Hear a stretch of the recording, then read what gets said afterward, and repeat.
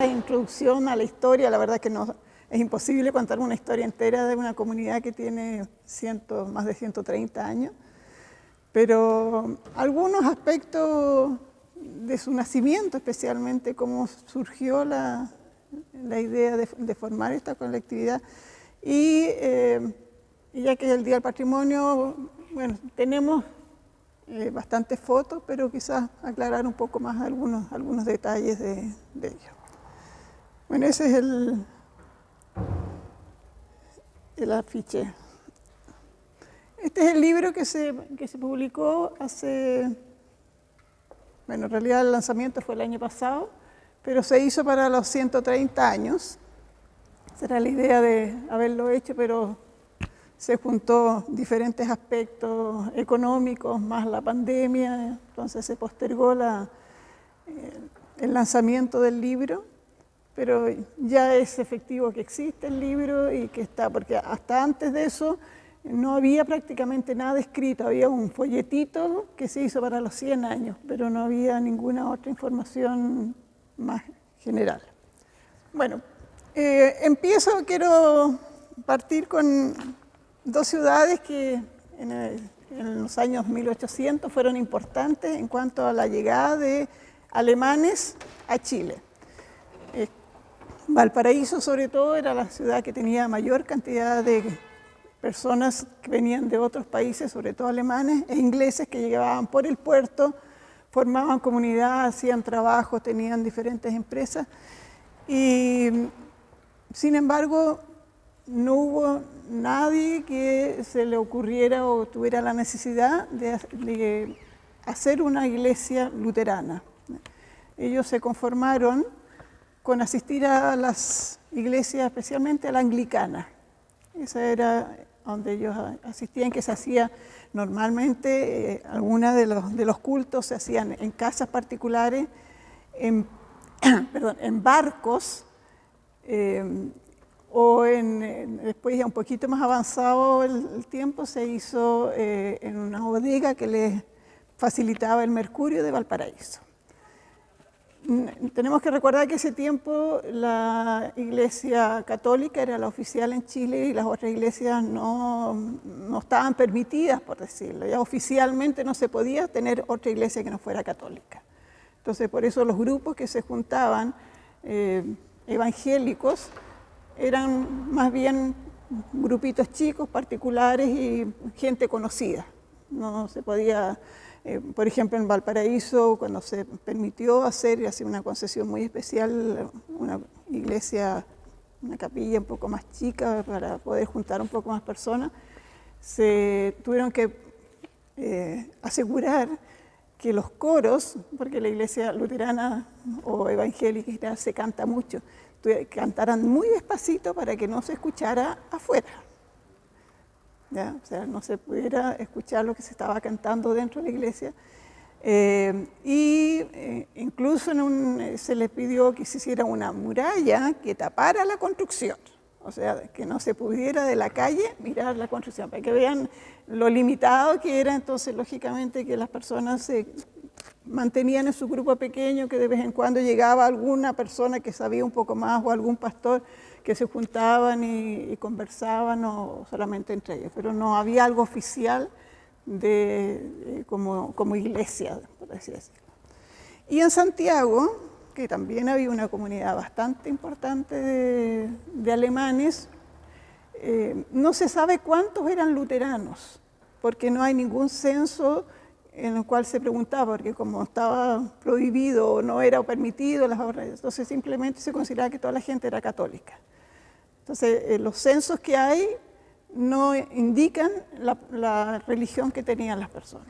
Y en Santiago parece que nunca hubo el interés de formar una comunidad luterana. La primera comunidad luterana que se formó en Chile fue en Osorno y Puerto Montt, porque tenemos que recordar que a Osorno, sobre todo a Puerto Montt y Valdivia, llegaron muchos de los colonos cuando se hizo una ley especial que se invitó a personas alemanes a venir a Chile a colonizar el sur. Entonces vinieron familias que rápidamente sintieron la necesidad de bautizar sus hijos, tener un matrimonio religioso y en un fallecimiento también. O sea, ahí empezó la necesidad realmente. No habían otras iglesias o las iglesias católicas eran muy cerradas. Así que en el año 1863 es la primera colectividad luterana en Chile. Osorno y Puerto Montt, porque se pusieron de acuerdo y contrataron un pastor, que es el pastor Alfred Ziska, que la idea era que él tuviera medio año en Osorno y medio año en Puerto Montt. Y así se fuera turnando, porque ahora nos parece, bueno, Osorno y Puerto Montt están como a 100 kilómetros de distancia, o sea, no, en ese tiempo el traslado era difícil, complicado, los caminos eran malos, entonces ese fue el acuerdo que se llegó. No se sabe por qué el pastor, no sé si no se acostumbró, él hizo un primer año en una colectividad, después el segundo, el medio año, digamos, y el otro medio año, y después de eso hizo un viaje a Santiago. Y aquí en Santiago ofreció, según él, 2 o 3 cultos a la comunidad, digamos, alemanes, le ofreció. Y parece que su intención era quedarse en Santiago. Bueno, él lógicamente que se vino a Santiago sin el permiso de las colectividades que lo habían contratado. Él estaba contratado en Puerto Montt y en Osorno. No volvió nunca más al sur y como no hubo aquí mucha posibilidad de crear una comunidad, se volvió a Alemania. Nunca más se supo de él. Las colectividades de Osorno y Puerto Montt al final tuvieron que buscar a otro pastor que llegara a servirles como pastor. Bueno, en eso aparece una ley que es en 1865, que es la Ley Interpretativa de Libertad de Culto, que se permitía a las comunidades evangélicas hacer cultos, pero en lugares cerrados, en lugares sin hacer propaganda, por así decirlo, y en los idiomas oficiales. O sea, por ejemplo, cuando llegaron los colonos alemanes al sur, no podían traer Biblias que no fueran en alemán, no podían cantar o los himnos tenían que ser en alemán y no podían hacer tampoco ninguna labor misional, digamos, de tratar de contactarse con las personas, con los chilenos. O sea, era totalmente privado en un lugar pequeño, no podían tener campanario ni cruz, o sea, era como que nos juntamos en la casa y hacemos un culto. ¿No? Pero al menos sí ya estaba el permiso de que existía, ¿no? O sea, el Estado de Chile reconocía que habían otras religiones, que no era solamente la católica la que existía, y se podía mantener. En Santiago nace la Iglesia Evangélica Chilena en 1868. Se forma una iglesia evangélica chilena y que naturalmente ya empieza a tener más apertura. Y a esa llega el pastor Christen, que tal como aparece ahí, presbiteriano, era suizo-alemán. Y él funda un colegio, el Instituto Interamericano, que es un colegio que traía profesores de Alemania, de Inglaterra y de Francia a enseñar. Era como una escuela secundaria, pero internacional, tal como se lo dice su nombre. Y a ese instituto llega contratado como profesor en 1884 el teólogo alemán Wilhelm Schlüter. Nunca he sabido bien cómo se pronuncia el Schlüter, pero ¿ya? Ahí está. Y él entonces empezó a contactarse con los alemanes luteranos y ofreció en el mismo instituto él ofrecía entonces los domingos cultos a las personas que querían asistir. No había una iglesia, sino que simplemente él ofrecía, digamos, estos cultos hasta que, bueno, ahí está en el año 1886, él decide fundar, entonces, apoyado por Rudolfo Filippi, que viene después, él decide fundar una comunidad luterana en Santiago. Ese es, digamos, y desde ahí existe entonces que en el fondo es esta misma comunidad que después sí ha cambiado de nombre, cambió, bueno, lógicamente la ubicación, no se decía, pero a él se le debe básicamente la idea original de crear esta comunidad, es esta. ¿Bien? Entonces, su aporte, él invitó a una reunión a los que quisieran venir. En una primera reunión decidieron que sí, que se iban a poner de acuerdo, iban a hacer una reunión más ampliada para que pudieran asistir más personas. Y en la segunda reunión entonces se creó oficialmente la iglesia. Lo ayudó en esto Rudolfo Mandus Filippi, que en realidad es una persona que también cooperó en la creación de la iglesia en Osorno. Era científico, era naturalista, creó por el gobierno, el Estado de Chile le pidió que creara un liceo en Valdivia, ayudó a la creación del Colegio Alemán en La Unión, porque él era de La Unión, o llegó, mejor dicho, a La Unión, que es cerca de Osorno. Y después aquí en Santiago hizo una labor muy importante y fue el director del Museo Histórico, perdón, Museo Natural, que está en la Quinta Normal. Incluso él hizo las gestiones para que se llegara a este edificio que ahora todos conocemos y que tuviera su apogeo básicamente gracias a él. Él fue presidente, bueno, él tenía un hijo que lo apoyaba mucho, él fue el primer presidente, porque la Iglesia Luterana tiene un directorio, el primer presidente en la reunión que se hizo para formar la comunidad, asistieron 19 personas, 18 votaron por él. O sea, ni él ni su hijo votó por ellos, digamos, no, pero todas las otras personas estaban de acuerdo que él era el único que merecía estar en ese cargo y hizo una labor muy, muy destacada. Y cuando ya jubiló, su hijo quedó a cargo del directorio de la iglesia.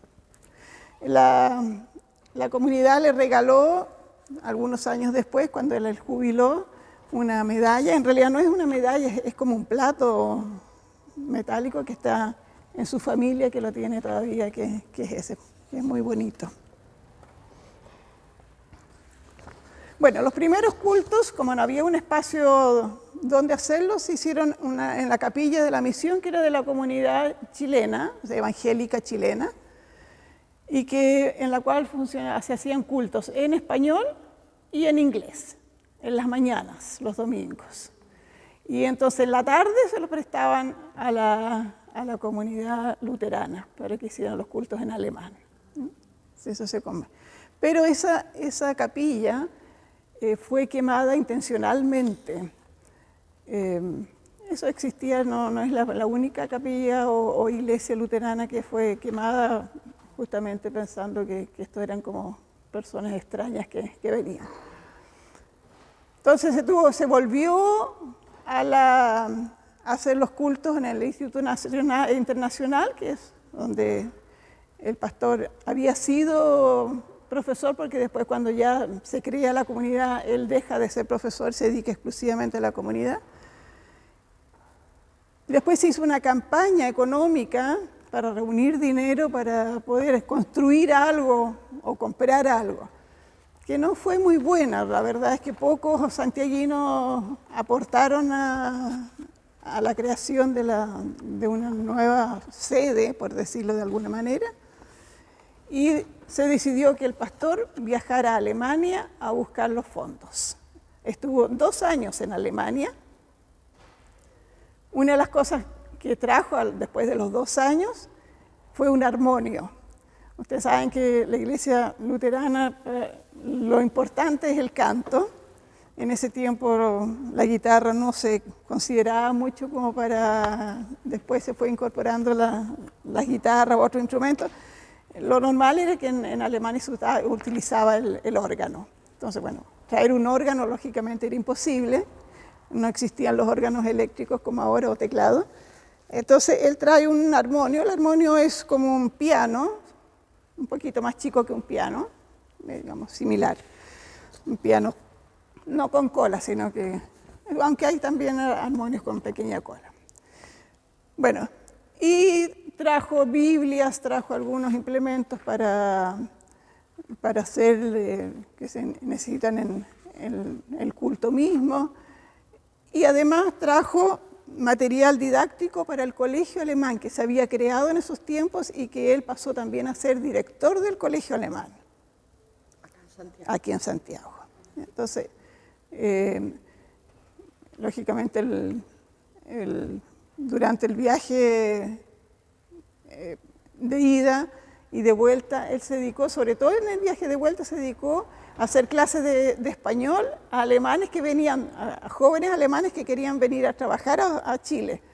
Entonces el pastor, para hacer algo útil en el barco, aparte que hacía algunos cultos, decidió hacer clases de español que él había aprendido en los años que había estado aquí. Y llegó con sus regalos y un poco de dinero también. Le dieron, no era poco, era casi el doble de lo que había juntado aquí en Santiago. Desde un comienzo la iglesia tuvo sus registros, que hasta el día de hoy, bueno, aquí a la entradita hay un libro, hay registros de los matrimonios, de los bautizos, de fallecimientos. Hay una parte que no está, que no se sabe qué pasa con ellos, pero en general están los libros, que son las fotos de los primeros libros, en los cuales están toda la información de las personas que han pertenecido o al menos se han bautizado, se han casado en la iglesia. Bueno, después que llegó el pastor de vuelta a Chile, decidieron que ya iban a comprar una casa, un sitio, y incluso hubo una persona que hizo un arquitecto que hizo los dibujos de cómo iba a ser, y se dieron cuenta que no alcanzaba la plata. Bueno, entonces ellos decidieron, este es el colegio alemán, que se había hecho recién en esos años, recién, que todavía existe. En la calle Santo Domingo, con Almirante Barroso, hay un liceo ahí, todavía está, o sea, hay en bastante buenas condiciones. Hace 2 años que no he ido para allá, pero supongo que está igual de bien. Entonces, ¿qué pasó? Justo al lado del colegio, ahí donde está la flechita, vendían una casa. Una casa como típica casa chilena, sin antejardín. Uno entraba a una primera pieza, después había como unos pasillos, había un patio interior rodeado de galerías, de pasillos, digamos, donde daban todas las piezas hacia los lados. Más atrás venía otro patio interior y hacia atrás había un sitio bastante grande. ¿Bien? Entonces decidieron comprar la casa. Lo primero que pensaban era desarmarla y construir. Nunca lo pudieron hacer, nunca tuvieron el dinero. Parece que los santiaguinos eran un poco amarretes, porque es raro que no hayan logrado hacerlo o nadie los incentivó tanto, no sé cuál es la razón. Incluso si uno busca información de ese tiempo, prácticamente la iglesia luterana no aparece en los libros donde hay otras instituciones alemanas.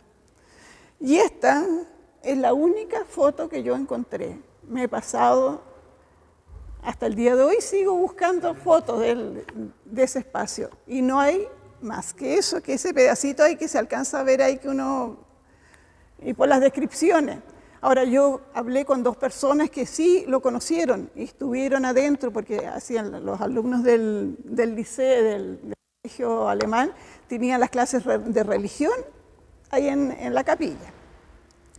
Y el pastor vivía ahí mismo también. O sea, bueno, el primer patio se techó y se acondicionó para la capilla. Eso era lo que en un principio dicen que cuando se inauguró asistieron como 200 personas. Harto. No sé si será verdad o no será verdad, pero bueno, vamos a creer que es verdad. Pero, lógicamente, que era sumamente incómodo, o sea, no había, lógicamente, ni cruz, ni ninguna cosa, había que como entrar a una pieza, de ahí pasar entonces a este espacio techado para los cultos. Pero esto estuvo vigente 30 años. O sea, se inauguró en 1899 y de allá se pasó a esta iglesia, que es en el 33. O sea, más de 30 años. Por eso siempre yo digo, ¿cómo nadie sacó una foto? Claro, en ese tiempo las fotos no eran como ahora, que eran instantáneas y toda la gente podía sacar fotos, pero igual es extraño que nadie haya tenido o un matrimonio. Normalmente dentro de las iglesias a veces no se permitía las fotografías, pero no hay nada. Existió, pero no hay ninguna evidencia. Bueno, aquí hay 2 certificados de esos tiempos, que eso sí, encontré, hay muchas familias que guardan sus certificados. Uno de bautizo, justamente del año en que se inauguró la Capilla de Cristo, se le llamaba, y uno de confirmación de 1902. Esos son los 2 certificados, digamos, los más antiguos que yo encontré cuando estuve investigando sobre la historia. Pero hay muchísimos más, lógico. Me salto así, detalles, que pues, como dije no puedo contar toda la historia, pero del pastor Sinemus, que esta placa está a la entrada, no sé si no la han visto la pueden pasar a ver. Que también es una historia como muy particular, recordando el pastor que originalmente de Osorno, que dejó tirar su comunidad y se fue a Alemania. Él también lo hizo, pero con otra intención. Él llegó a Chile en 1913 y al año siguiente empieza la Primera Guerra Mundial. Y él decidió ir a pelear por su país a Alemania. A pesar de que primero pidió permiso para irse, se lo negaron, le dijeron que era más importante que se dedicara a consolar las personas chilenas, digamos, que estaban aquí. Él estaba tan obsesionado con irse que al final se juntaron un grupo de alemanes y decidieron partir. Se fueron caminando primero a Mendoza. Pasaron la cordillera caminando, era un grupo como de 30 personas, de 30 jóvenes, impetuosos y con ganas de ir a defender a su país. De Mendoza se fueron a Buenos Aires y en Buenos Aires tomaron un barco. Y en el barco que los llevó a Alemania fueron muchas veces observados y detenidos por barcos ingleses. Por lo tanto, prácticamente a todos los otros que lo acompañaban los detuvieron.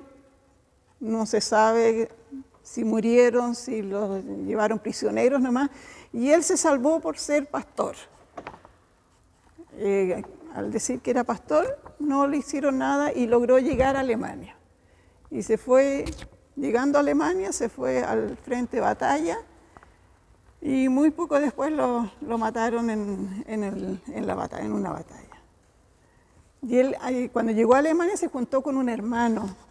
Y gracias a eso se sabe toda esta historia, porque el hermano mandó después una carta aquí a la comunidad, a Santiago, agradeciendo que su hermano había llegado bien a Alemania, pero que su intención era justamente estar en la guerra y que de todas maneras le agradecía a la comunidad que siempre se había preocupado de él. Y aquí se hicieron muchas manifestaciones de pesar en ese tiempo. Y como digo, esa placa recordatoria que justamente se puso primero en la capilla de Santo Domingo. Ahí se puso, cuando se inauguró este templo, trajeron la capilla, digamos, la placa y lo pusieron. Bueno, y aquí damos un salto porque aquí ya nos estamos acercando a lo que conocemos todos. El pastor Friedrich Carle, muy joven, tenía 29 años, aunque bueno, la mayoría de los pastores que venían eran jóvenes, tenían personas que tenían ganas de hacer cosas diferentes ya. Llegó a la capilla original, la pequeña, esa que yo les contaba, y quedó espantado. Él consideró que eso no era digno, que no era posible que una comunidad estuviera en esas condiciones. Contaba que, por ejemplo, un pastor tenía un caballo para movilizarse, para ir a ver los enfermos, y para poder sacar el caballo, que lo tenía en el tercer patio de atrás, tenía que pasar por la mitad de la capilla para atravesando, porque no había por dónde sacar el caballo. O sea, tenía que pasar por la mitad de la casa y por la capilla, por todas partes, para salir a la calle. Bueno, como digo, el pastor Carle, él no consideraba que sea digno de una comunidad y se puso a la labor, en el fondo, de conseguir dinero. Ahora, él tenía una facilidad de palabra, de comunicarse con las personas, de conseguir cosas, de tal manera que en 2 años, porque él llegó en el 30, en el 32, ya estaba el sitio hecho, estaban los planos hechos de esta iglesia, o sea, un cambio radical.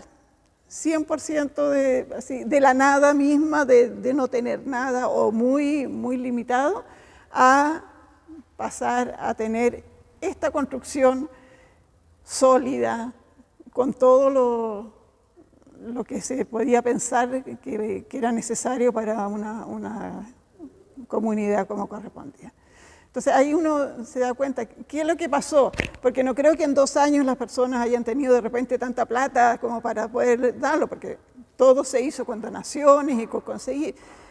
Simplemente hay personas que tienen la capacidad de conseguir cosas, de contar sus necesidades y motivarse, conversar con todos los ciudadanos de Santiago.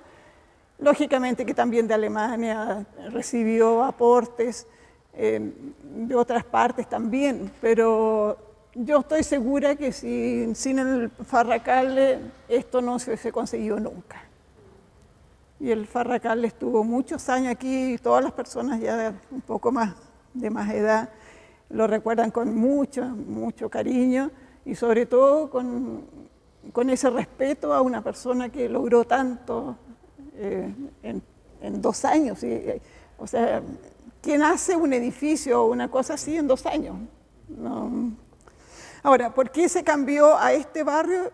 También es porque el otro donde estaba antes, que es en el centro, en ese tiempo el centro de Santiago, ya todas las personas empezaban a emigrar a Providencia, sobre todo, ya que empezó a surgir como barrio primero más residencial, pero después también con comercio, y las personas entonces empezaron a tener sus casas por aquí más cerca y se decidió por este barrio.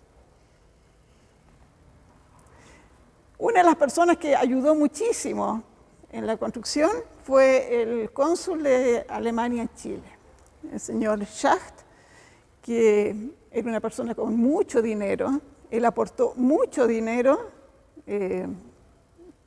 era personal de él. Él es el dueño, o sea, era el que de la casa que está en Providencia con Pedro Valdivia, donde está la Corporación Cultural de Providencia. Esa casa era su casa particular. Con mucho, pero lo bueno es que otras personas que tienen mucha plata no tienen ningún interés en cooperar, pero él puso plata así, está en las actas, o sea, realmente cuando se había una necesidad así como urgente, ponía algunos millones serían ahora, no sé cuántos serían en su tiempo.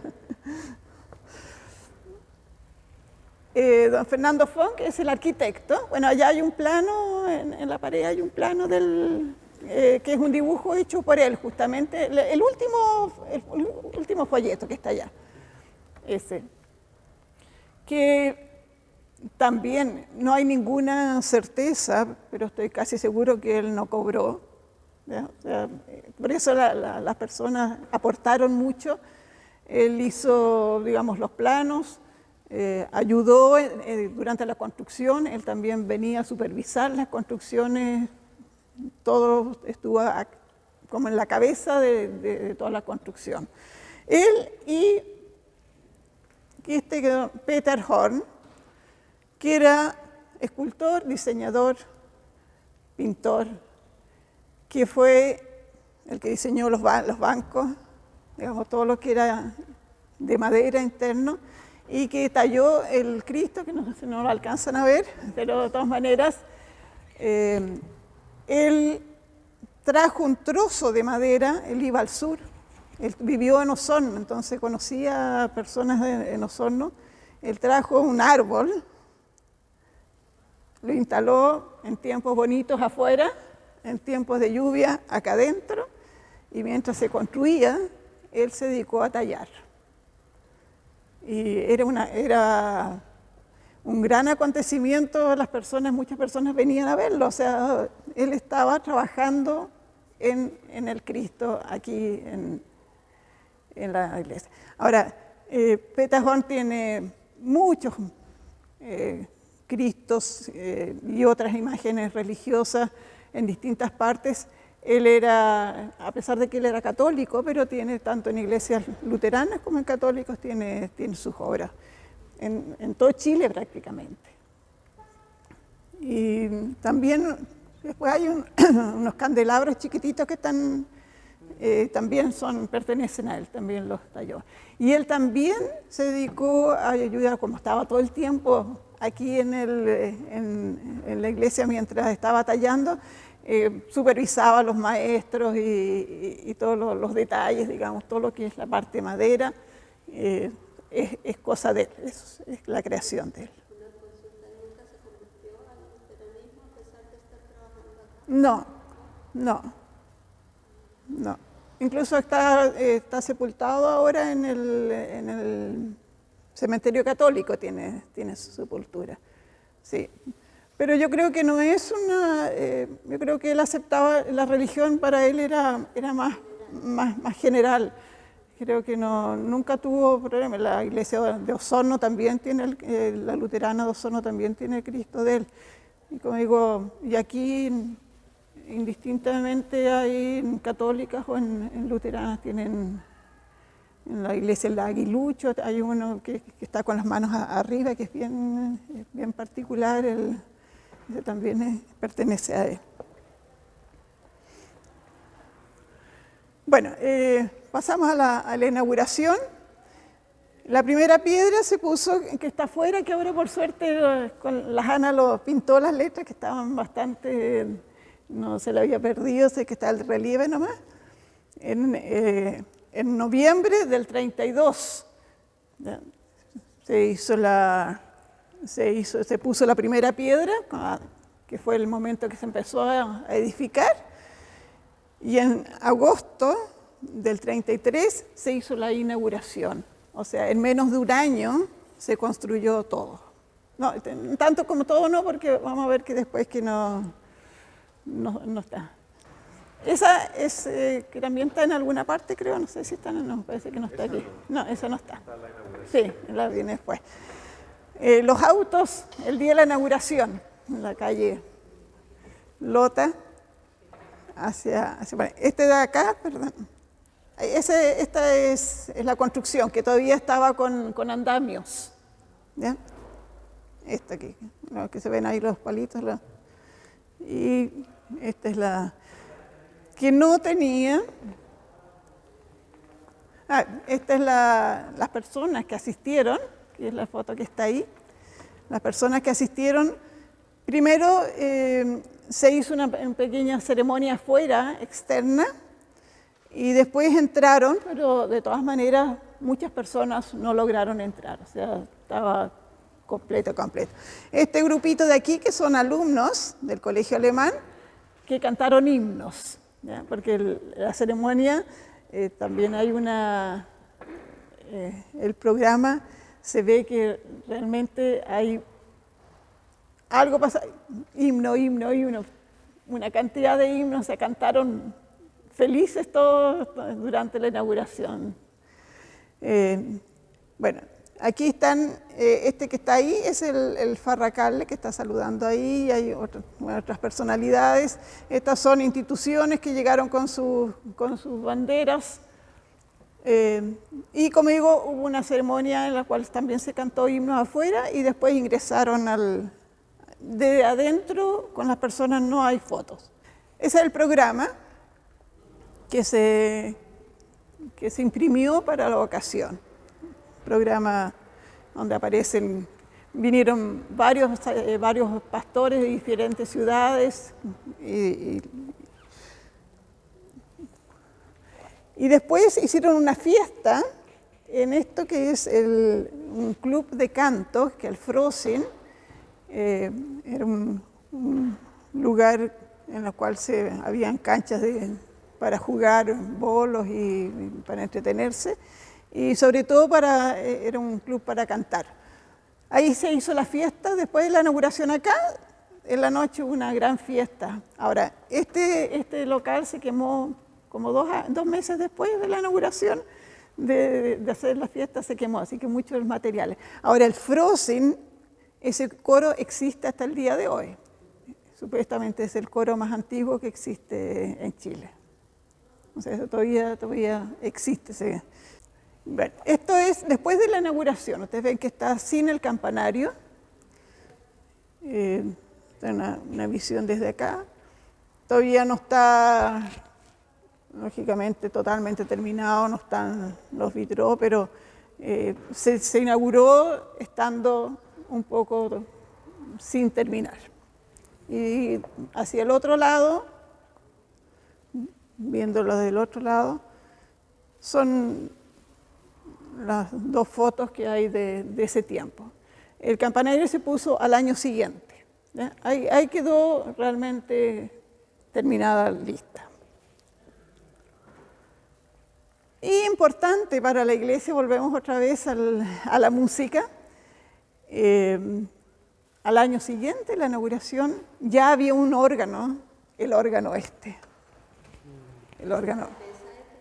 Sí, ahora ese no es el órgano de acá, ¿ya? Sí, pero de esa época, el órgano Walker que se trajo desde Alemania. O sea, ahí también volvemos, un órgano es carísimo. O sea, no bastó solamente el armonio del comienzo, sino que se hizo todo el esfuerzo para poder comprar un órgano. Vuelvo a decir, el órgano, hay donaciones de Alemania que aportaron también a la comunidad. Bueno, ahí está el órgano, eso en realidad uno de aquí lo puede ver, así que no. Y la posición por eso me llamó la atención, que es más o menos la posición que tiene ahora, no sé si después porque después estaba atravesado, ya, pero más o menos es la posición que tenía. En el año 34, entonces, esta es ya el templo después de la construcción, ¿no? Tal como, en el fondo, casi como lo conocemos ahora con su campanario. Es la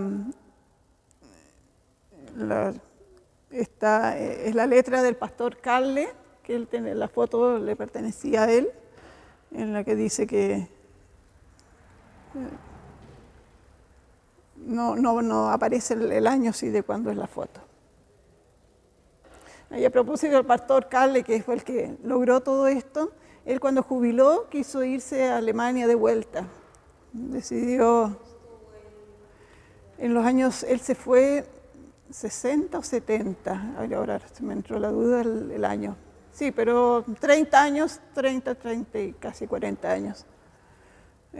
Hizo una labor muy grande, después se dedicó al hogar que había en Lyon, el hogar de ancianos que después hace algunos años ya no existe. Y se quiso ir en barco de vuelta a Alemania y falleció en el barco. No alcanzó a llegar a Alemania. Bueno, para esos tiempos, 30 más 70, en esos tiempos no era así, le dio un ataque al corazón. Así que no era viejito, digamos, en ese sentido, sí. Bueno, este es la foto del Cristo, y ahí vemos el vitró que está aquí al lado, que es el mismo, que no se sabe de quién es el autor. Se supone que es de Alemania. Hay una fábrica, por decirlo, de vitrós que por la manera de esta debe ser de ella, pero no hay una certeza que realmente pertenezca. Pero está desde el comienzo claro, ya eso también, o sea, un vitró así también es una obra de arte. Ese es el detalle. Bueno, ustedes lo pueden ver después mejor. Este es completo y aquí está el detalle de la parte central. Que como digo, es del año 33 y delante claro, y el otro, el moderno que tenemos ahora allá es del año 17, o sea, unos cuantos años de diferencia, y por eso también la diferencia de estilo, pero está bien que se va cambiando. Bueno, Peter Horn, que hizo el Cristo, él, es la primera foto esta, es de una confirmación, pero tampoco no se sabe bien el año, pero él hizo dibujos en todas las paredes. Cuando se inauguró estaban con esos dibujos, ¿ya?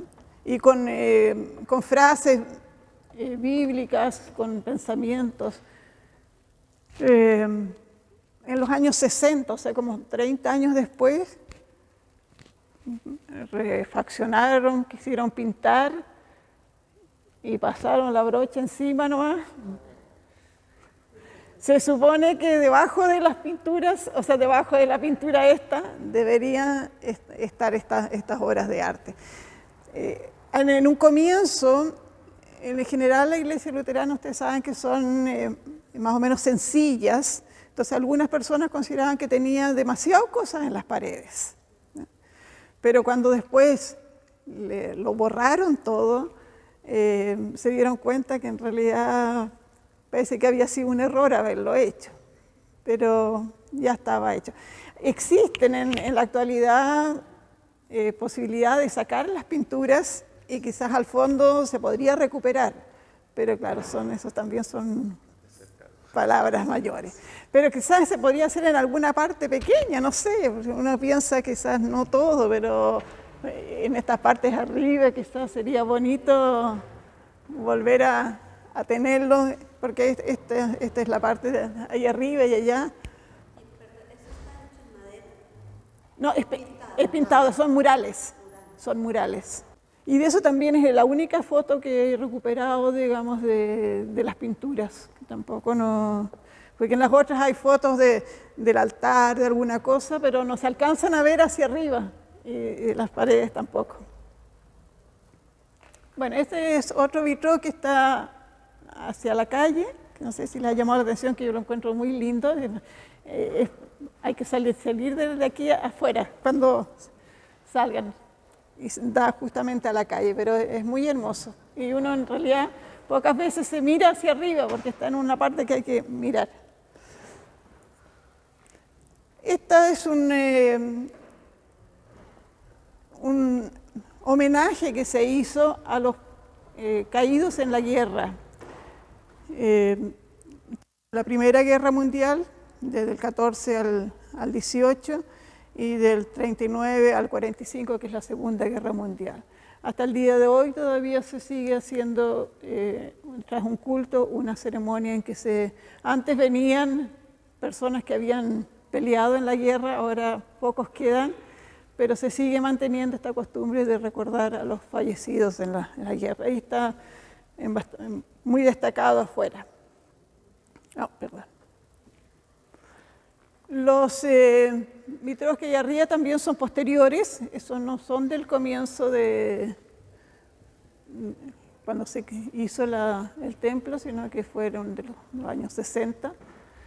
Son los apóstoles y 4 figuras relacionadas con la iglesia atrás.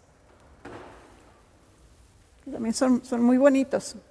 Y esta es, quizás algunos recuerdan todavía, hace algunos años, que era una enredadera maravillosa, fue cubriendo toda la construcción y que cambiaba de colores según la estación del año, pero desgraciadamente empezó a dañar la estructura al cemento, porque esas enredaderas se adhieren mucho al cemento y la humedad estaba produciendo daño muy grande al edificio, así que se decidió cortarla,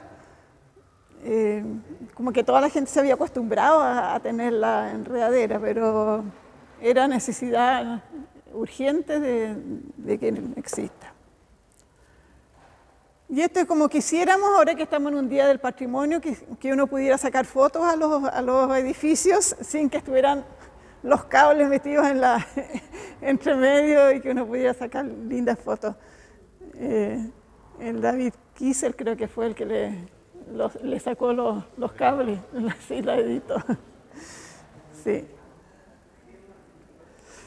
Y es ahí, sobre la puerta, está ese vitro ese que está así como un abanico abierto. Y con esto termino, que esta es la visión actual, hoy día con sol también, por suerte, porque la semana pasada estaba feo. Eso tenemos que también es de algunas festividades que tienen también letreros, igual como tenemos ahora para recordar algunos hechos. Eso sería, así a grandes rasgos, 100 y tantos años, imposible contar todo, pero traté de contar cosas un poco más anecdóticas que de alguna manera demuestran esta historia que no ha sido fácil, pero así ha hecho, yo creo que las personas que han cooperado, que son parte, se sienten orgullosos de lo que se ha logrado y tendrán fuerza como para que esto siga por muchos años más. ¿Sí? Muchas gracias. No.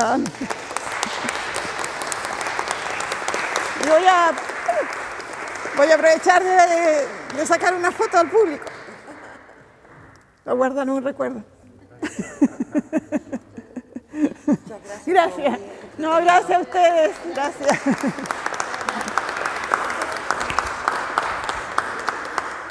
Y a nombre de la comunidad igual te queríamos tener un pequeño presente y gracias por la presentación, por también tu investigación que hiciste, que igual de recopilar fotos, que igual fue un trabajo muy... Sí, la verdad es que recopilar las fotos fue, bueno, es algo que me gusta, así que tampoco no es ningún sacrificio, pero fueron varios años que me dediqué a mandar cartas en el Cóndor, en distintas partes, que que cooperen. Yo estoy segura que en alguna parte todavía voy a encontrar la famosa historia, digamos, una foto de la capilla esa, pero bueno, es lo que tenemos por el momento. Sí. No, muchas gracias. No era necesario. Gracias. Gracias. Hermosas flores, estoy muy contenta.